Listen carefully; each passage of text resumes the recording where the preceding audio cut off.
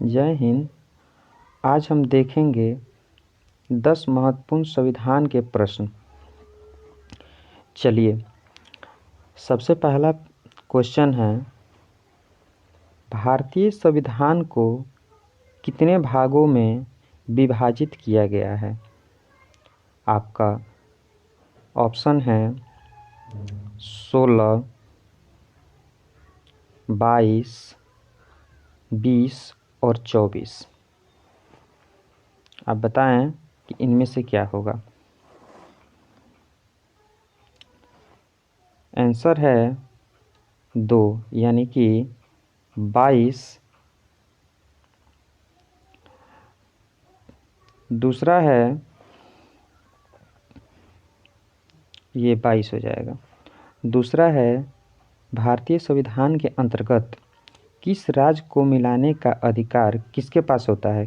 किसी भी राज्य को मिलाने का अधिकार जो है भारत के संविधान में किसके पास होता है?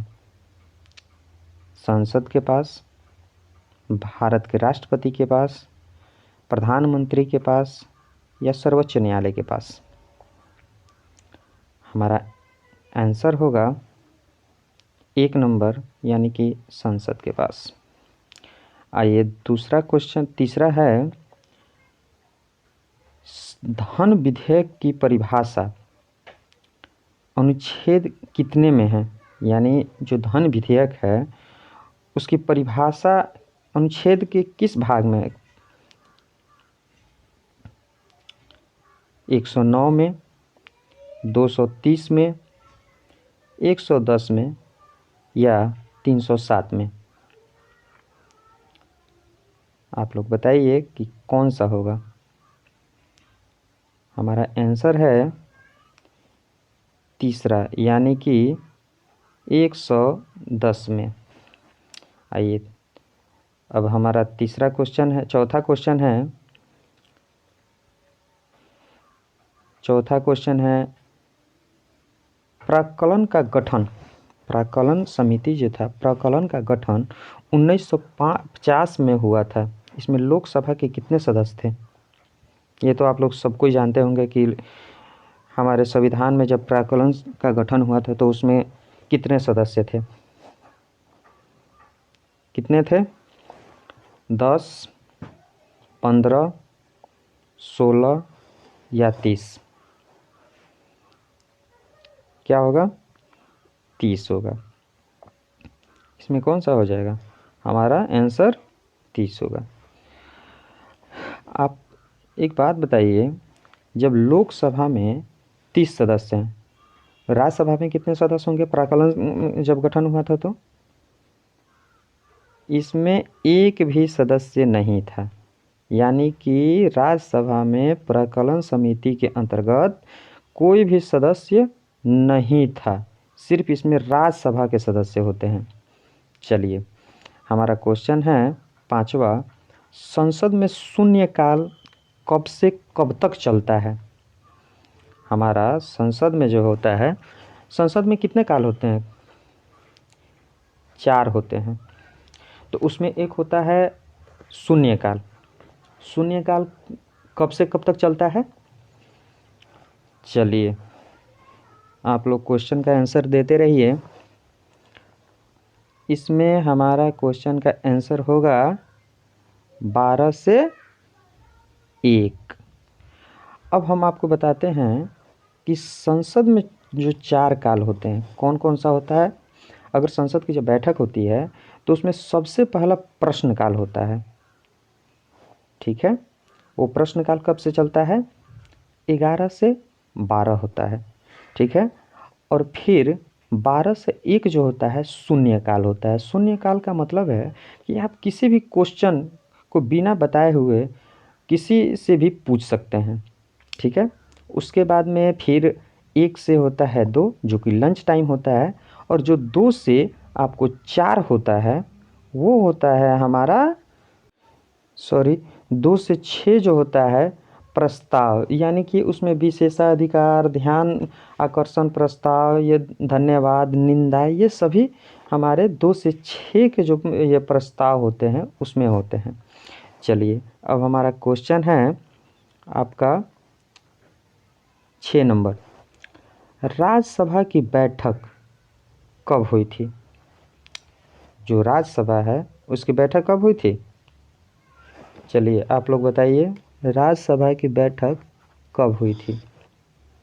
इसमें हमारा आंसर है 3 अप्रैल 1952 ईस्वी को।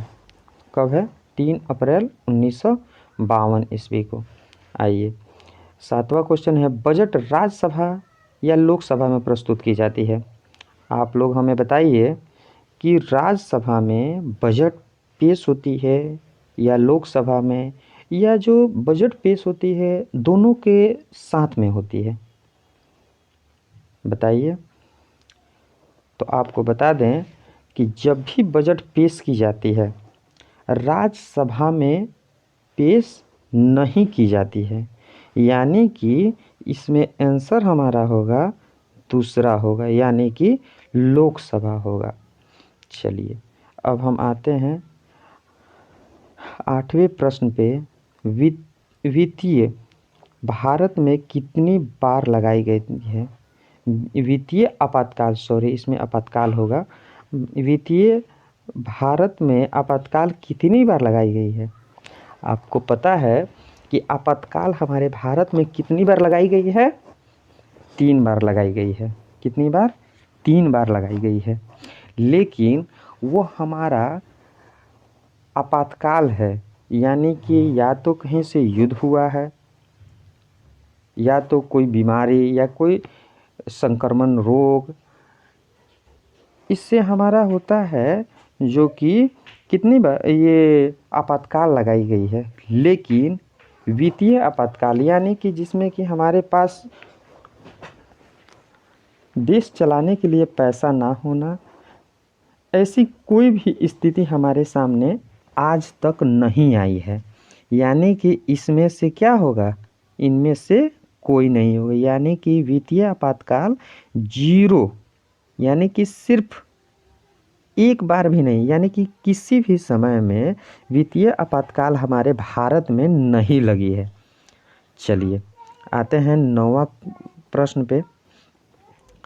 अगर राष्ट्रपति की मृत्यु या राष्ट्रपति अपने मन से त्यागपत्र देते हैं, उसके बाद में जो राष्ट्रपति बनेगा, यानी अगर राष्ट्रपति की मृत्यु या राष्ट्रपति अपने पद से त्याग देते हैं तो उसके बाद में जो राष्ट्रपति बनेंगे तो वो कितने दिनों के लिए बनेंगे?